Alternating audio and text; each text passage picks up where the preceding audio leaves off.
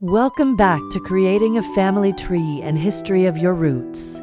This is episode 6, and today we are venturing deep into the colonial era, a time when the records we've come to rely on start to become scarce. This week, we're uncovering colonial secrets, the deep dive into church records, as we push further back in time, particularly into the 17th and 18th centuries. The familiar landscape of government-issued birth, marriage, and death certificates largely disappears. The civil registration systems we take for granted simply did not exist. So, where do we turn when the official paper trail runs cold? The answer lies within the heart of the community, the local church. Our goal for this episode is to use these invaluable records to identify generations 8 and 9 of our family tree, pushing our lineage back into the earliest days of American settlement as we move into the colonial period, especially in regions like New England. The church was not just a place of worship. It was the central administrative and social hub of town life. For this reason, parish registers, the handwritten ledgers kept by ministers and church clerks, become the primary source of choice for genealogical research. These records predate formal government record keeping by decades, sometimes even by more than a century.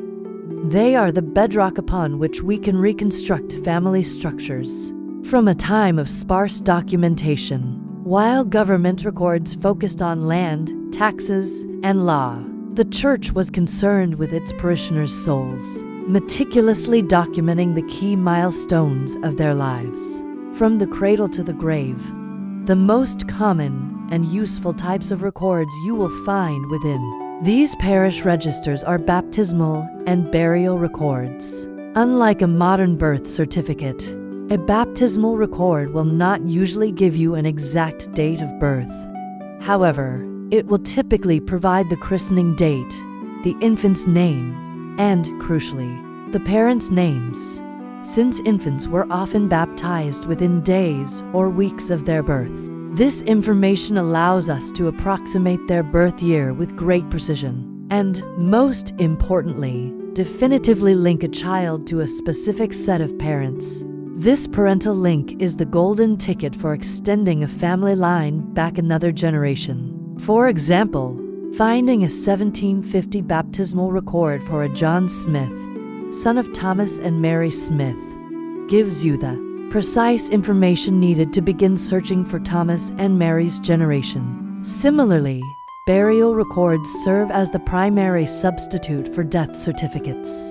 These entries will note the name of the deceased and the date of their burial. While they often provide less detail than their modern counterparts, sometimes omitting the cause of death, age, or names of parents, they are essential for confirming the end of a person's life and placing them in a specific location at a specific time. Occasionally, a minister might add a note, such as wife of Thomas or infant son of John, which can provide critical clues to family relationships. By combining baptismal and burial records from the same parish, we can begin to assemble a remarkably clear picture of a family's journey through life, noting the arrival of children and the passing of elders, all within the context of a single community. Locating these records is our next great challenge. Many original colonial church records have been preserved and are now available through various sources. State archives, historical societies, and major genealogical libraries often hold original ledgers or microfilm copies. Increasingly, these invaluable documents are being digitized and made accessible through online databases such as Ancestry, Family Search, and American Ancestors, published by the New England Historic Genealogical Society.